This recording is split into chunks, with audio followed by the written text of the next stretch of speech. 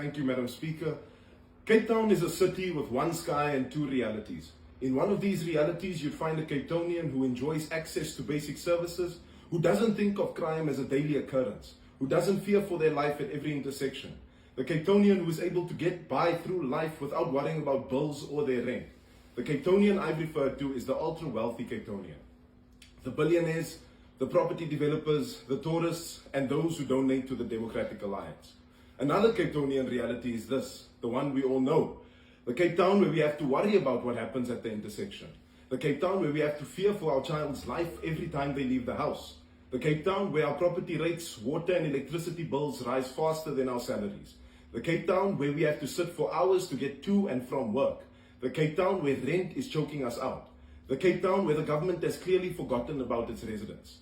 This is the Cape Town most Cape Townians know. Us, the residents, the teachers, the taxi drivers, the small shop owners, the students, the young professionals, the pensioners, and the families who are trying their best to get by each and every month.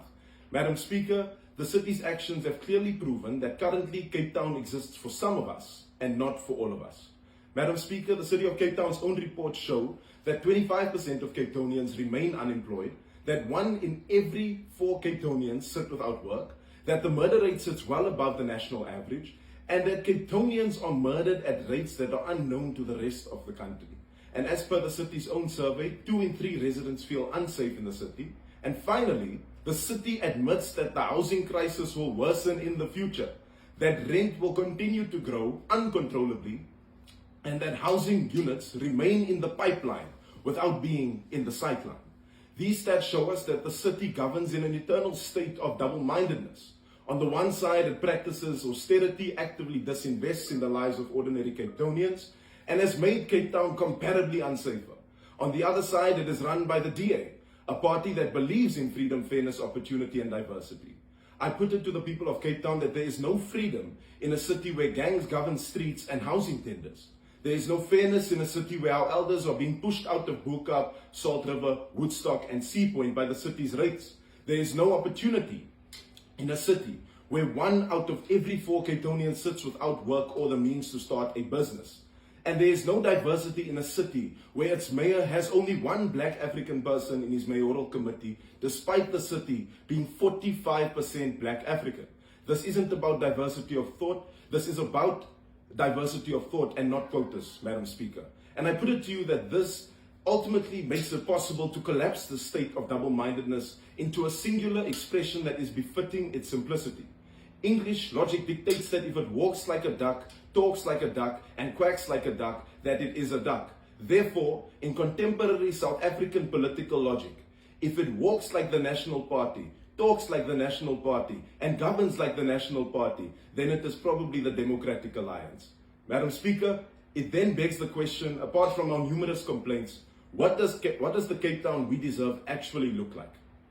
It should be a Cape Town that is safe, affordable, and without the housing crisis. We deserve a Cape Town where our streets know healing and forget about crime, where psychologists, social workers, and counsellors flood our streets, where the hardworking men and women of SAPS and the Metro Police are truly free to collaborate with one another, where we can then collaborate to end GBV and eradicate gang violence in our city.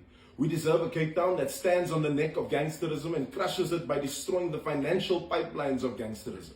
This is a Cape Town where addicts are given rehab centers instead of becoming criminals. A Cape Town where gangsters forfeit their assets.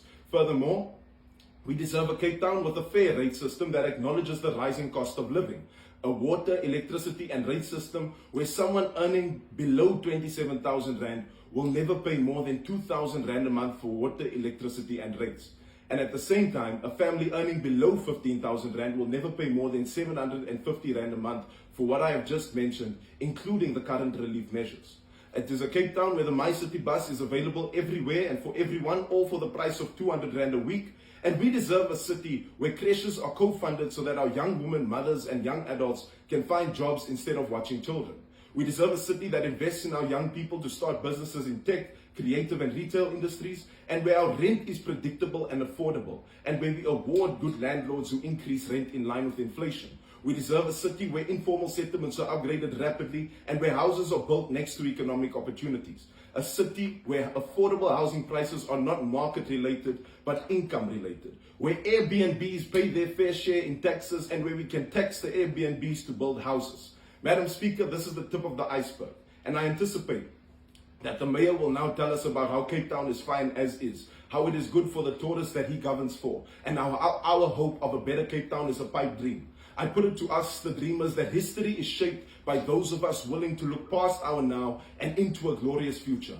In the immortal words of Desmond Tutu, hope is being able to see that there is light despite the darkness, and that the future thus belongs to those of us who choose a future with light where none of us are left in the dark. A future where Cape Town is for all of us, not just for some of us, and that future will be possible under the Patriotic Alliance. I thank you.